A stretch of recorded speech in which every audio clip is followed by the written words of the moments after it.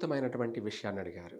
ఎందుకు మనము ఇది అద్భుతం అన్నామంటే, ప్రపంచంలో సర్వ సకల జీవరాశులు, సకల జీవరాశులు అంటే ప్రాణం.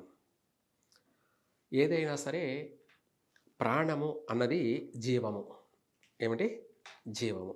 ఈ జీవానికి ప్రాణము, జీవము అనేది అనేక రూపాల్లో మనం పిలుచుకుంటున్నప్పటికీ అదే గాయత్రి మంత్రం.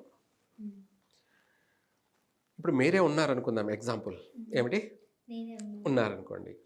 మీరు తల్లి గర్భంలో ఒక బొమ్మ ఎప్పుడు ప్రారంభ మాసంలోనే అంటే మొదటి నెల, రెండో నెల, మూడో నెల ఇవన్నీ కూడా అనొచ్చు. ఒక బొమ్మ మాత్రమే.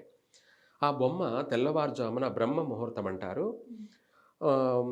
4-6 లోపల కూడా మీ యొక్క రూపం అనేది మేకఓవర్ అవుతుంది. అంటే రూపాన్ని తీర్చిదిద్దబడుతుంది. అది బ్రహ్మదేవుడు చేసేటువంటి సమయం. అదే బ్రహ్మ ముహూర్తం. మీ రూపాన్ని అంతా కూడా, మీ బాడీని అంతా కూడా ఆయన క్రియేట్ చేస్తున్నాడు. అయిన తర్వాత 5వ నెల ప్రారంభం కాగానే గాయత్రీదేవి వచ్చి ఆ బొమ్మకు ప్రాణం పోస్తుంది. దాన్ని ప్రాణాయామం అంటారు, ప్రాణము అంటారు, జీవము అంటారు.